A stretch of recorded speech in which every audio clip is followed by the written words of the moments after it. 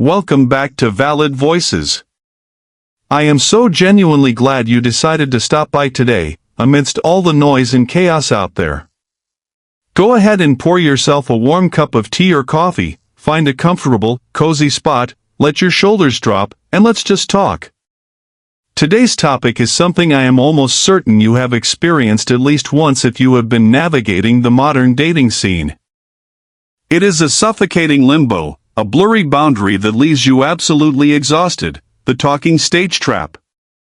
It feels soft, it feels sweet, but make no mistake, it is an invisible cage that holds your youth, your time, and your emotions hostage. Let me tell you a story. Let's call our girl Sarah. Sarah is 26, beautiful, fiercely independent, and has a genuine heart that deeply desires a real connection. It all started on a slightly lonely Friday night when she swiped right on a guy named Jake on a dating app.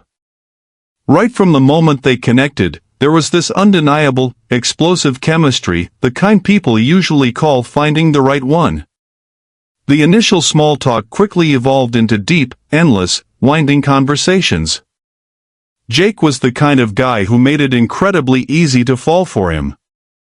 He was warm, attentive, and an exceptionally good listener. They would text from the absolute second they opened their eyes in the morning until their eyelids were too heavy to stay awake. Whenever they had a free moment, they were on FaceTime.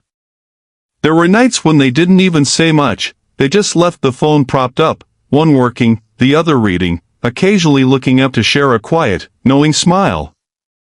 Jake started sending Sarah Spotify playlists titled things like, "Songs That Make Me Think of You."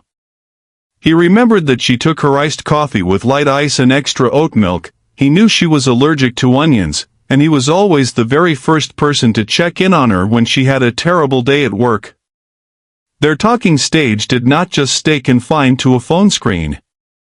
A few weeks in, they started hanging out in real life. The first date was so flawless that Sarah felt like she was the main character in a romantic comedy. Then came the second date, and the third. Everything progressed at this incredibly natural, beautiful pace.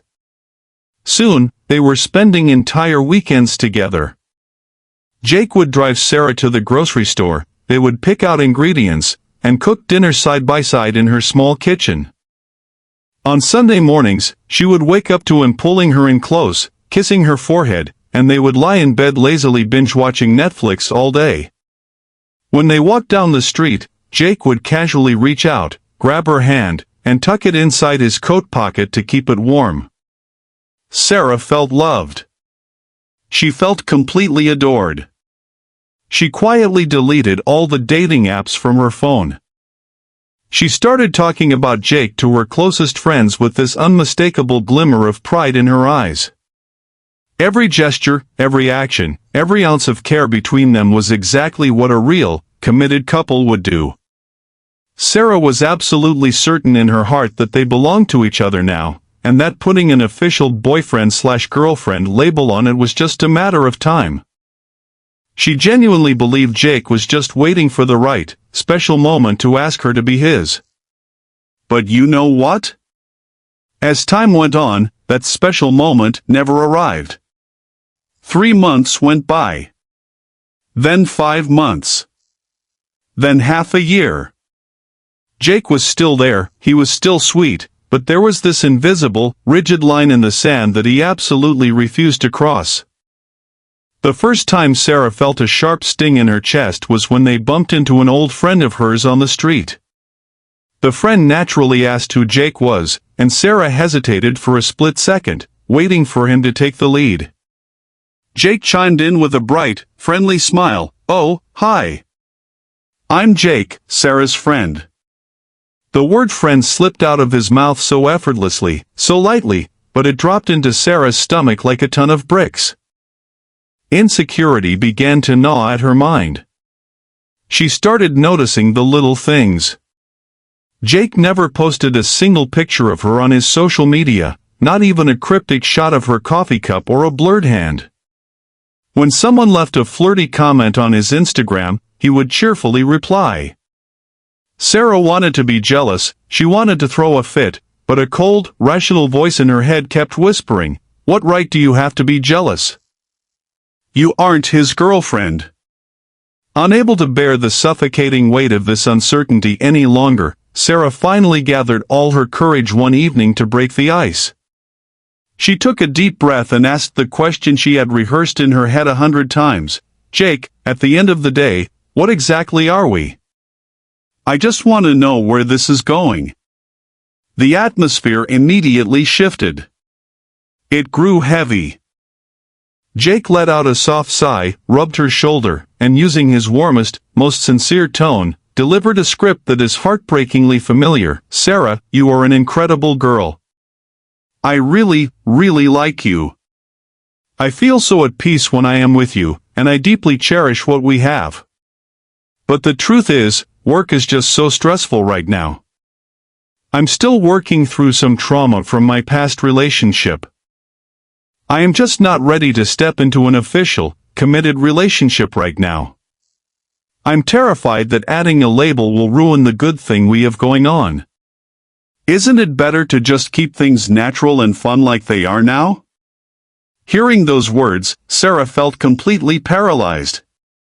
She had fallen squarely into the trap of a situationship, a blurry, ambiguous dynamic, more than friends but less than lovers, with zero promises and zero commitment. Why didn't she just walk away right then and there? Because of the sunk cost. She had invested so much emotion, so much time, and so much hope into this man. She lied to herself with a deeply toxic delusion. She convinced herself that if she was just a little more understanding, a little more patient, if she just stayed by his side and healed his brokenness, then one day, her love would change his mind. She put on the armor of the cool girl, the chill, modern woman who doesn't need labels, who doesn't demand commitment, who is perfectly fine with just living in the moment. But deep down, when she was alone in her room, Sarah cried her eyes out. She realized the harsh truth: she was giving away the full girlfriend experience for free.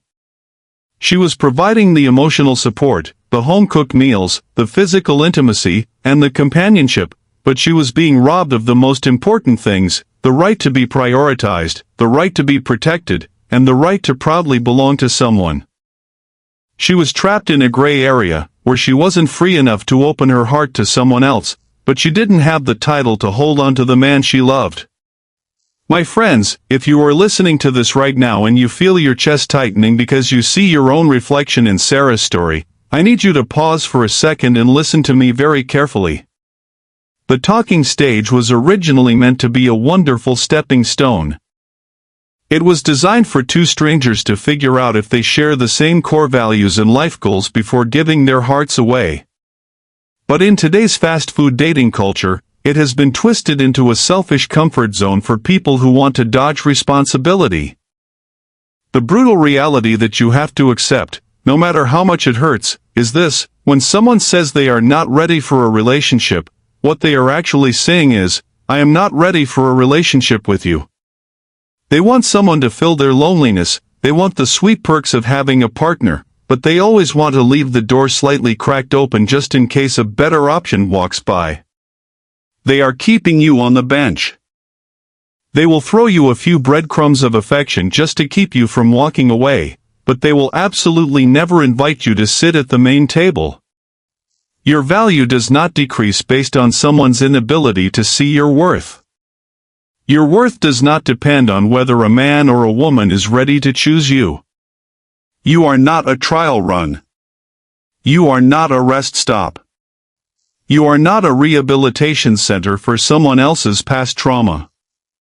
Never, ever lower your standards just to keep someone who is too cowardly to take responsibility for your heart. I know it hurts. It is going to hurt terribly to walk away from someone you have painted a whole future with. You will miss the good morning texts, you will miss the way their hand feels in yours, you will miss their familiar scent. But it is so much better to rip the Band-Aid off and hurt once, than to slowly bleed out every single day in a relationship that has no future. I want you to bravely take off that cool girl mask. Look them straight in the eye and say, "I deserve a clear, defined love. I deserve someone who is incredibly proud to hold my hand in a crowded room and tell the world that I am theirs. If you cannot give me that, I need to step aside and go find someone who will. Ambiguity is the ultimate enemy of happiness. Step out of that trap, dust yourself off, hold your head high, and walk forward. Someone is going to come along, see your absolute brilliance, and to them, calling you their partner will not be a terrifying commitment, it will be the greatest privilege of their life. Thank you so much for spending your precious time sitting down with Valid Voices today. I am always here, ready to listen to your stories. Please leave your thoughts and experiences in the comments below. I promise I will read every single one of them. I wish you a deeply peaceful day, and I hope you always find the courage to choose yourself. Goodbye for now, and I will see you next time.